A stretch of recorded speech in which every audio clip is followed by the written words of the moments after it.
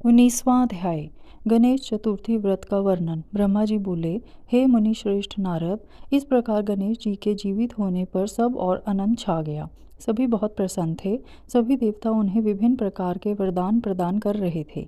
तब ईश्वरों के ईश्वर महादेव जी भी गणेश पर अपनी विशेष कृपा दृष्टि बनाकर बोले, हे गिरजानंदन, तुम मेरे दूसरे पुत्र हो। तुम्हें न पहचानने के कारण तुम्हारा यहाँ अपमान हुआ है, इसलिए मेरे भक्तों ने तुम पर आक्रमण किया, परंतु आज से कोई भी तुम्हारा विरोध नहीं करेगा।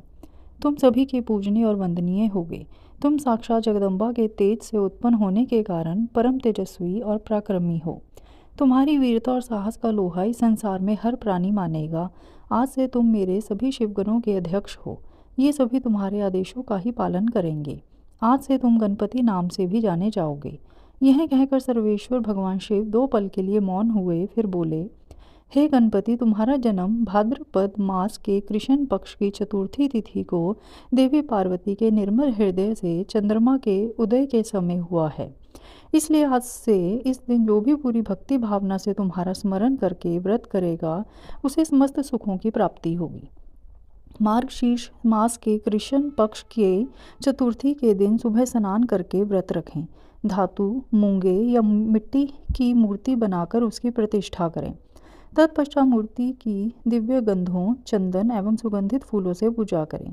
रात्रि में 12 अंगुल लंबी 3 गांठ वाली 101 दूर्वाओं से पूजन करना चाहिए। उसके बाद धूप, दीप, नैवेद्य, तांबूल, अर्घ देकर गणेश जी की पूजा करें। बाद में बाल चंद्रमा का पूजन करें। फिर ब्राह्मणों को उत्तम भोजन कराएं। स्वयं बिना नमक का ही खाना खाएं। इस प्रकार इस उत्तम गणेश चतुर्थी व्रत को करें। जब व्रत करते करते 1 वर्ष पूरा हो जाए, तब भक्ति भाव से इस व्रत का उद्यापन करना चाहिए। उद्यापन में 12 ब्राह्मणों को भोजन कराएं। व्रत का उद्यापन करते समय पहले से स्थापित कलश के ऊपर गणेश की मूर्ति रखें। वेदी तैयार कर उस पर अष्टदल कमल बनाकर हवन करें। तत्पश्चात मूर्ति के सामने 2 स्त्रियां व 2 बालकों को बिठाकर उनकी विधि विधान से पूजा करें। फिर उन्हें आदरपूर्वक भोजन कराएं। पूरी रात उनका भक्ति भाव से जागरण करें। सुबह होने पर गणेश जी का पुनः पूजन करें। पूजन करने के पश्चात उनका विसर्जन कर दें। फिर बालकों से आशीर्वाद लेकर उनसे स्वस्ति वाचन कराएं और व्रत को पूर्ण करने हेतु श्री गणेश को पुष्प अर्पित करें। तत्पश्चात भक्ति भाव से दोनों हाथ जोड़कर उन्हें नमस्कार करें। हे गणेश, इस प्रकार जो श्रद्धापूर्वक उत्तम भक्ति भाव के साथ तुम्हारी शरण में आएगा और तुम्हें रोज पूजेगा, उसके सभी कार्य सफल हो जाएंगे और उसे सभी अभीष्ट फलों की प्राप्ति होगी।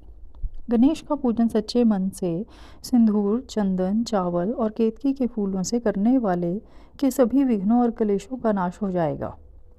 उस मनुष्य के अभीष्ट कार्य अवश्य ही सिद्ध होंगे। यह गणेश चतुर्थी व्रत सभी स्त्री एवं पुरुषों के लिए श्रेष्ठ है। विशेषतः जो मनुष्य अभ्युदय की इच्छा रखते हैं, उन्हें उत्तम भक्ति भावना से इस व्रत को अवश्य करना चाहिए, क्योंकि गणेश चतुर्थी का व्रत करने वाले मनुष्य की सभी इच्छाएं और कामनाएं पूरी होती हैं। इसलिए सभी मनुष्यों को इस श्रेष्ठ व्रत को पूरा करना चाहिए तथा सदैव तुम्हारी भक्ति भाव से आराधना करनी चाहिए। इस प्रकार त्रिलोकीनाथ भगवान शिव ने अपने पुत्र गणेश को सभी मनुष्य तथा देवताओं द्वारा पूजित होने का उत्तम आशीर्वाद प्रदान किया। सभी देवता और ऋषि मुनि भगवान शिव के वचन सुनकर बहुत प्रसन्न हुए। उनके आनंद की कोई सीमा न रही। वे सभी भक्ति रस में डूबकर शिव पार्वती पुत्र गणपति की आराधना करने लगे। यह देखकर देवी पार्वती की खुशी की कोई सीमा न रही। वे देवताओं को अपने पुत्र गणेश का पूजन करते देख मन ही मन भगवान शिव के चरणों का ध्यान करते हुए उनका धन्यवाद करने लगी। उनका सारा क्रोध पल भर में ही शांत हो गया था। उस समय सभी दिशाओं में सुमधुर दुंदुभियाँ बजने लगीं। अप्सराएं सहर्ष नृत्य करने लगी। सुंदर मंगल गान होने लगे तथा श्री गणेश जी पर आकाश से फूलों की वर्षा होने लगी। अपने पुत्र को गणाधीश बनाए जाने पर माता पार्वती फूली नहीं समा रही थीं। उस समय चारों ओर उत्सव होने लगा। तत्पश्चात उस समय वहां उपस्थित समस्त देवता और ऋषि मुनि उस स्थान के निकट गए जहां भगवान शिव और देवी पार्वती अपने पुत्र गणेश के साथ विराजमान थे। देवताओं और ऋषियों ने भक्ति भाव से उन्हें नमस्कार किया और उनकी स्तुति करने लगे। फिर शिव जी से विदा लेकर सब अपने अपने धामों को चले गए। फिर मैं और श्री हरि भी उनसे विदा लेकर अपने लोक को को लौट गई।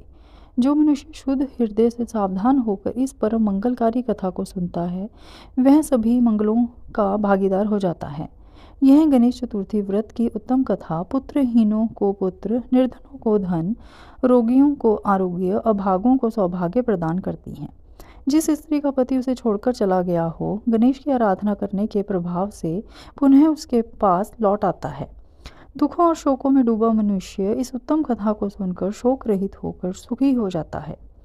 जिस मनुष्य के घर में श्री गणेश की महिमा का वर्णन करने वाले उत्तम ग्रंथ रहते हैं, उस घर में सदा मंगल होता है।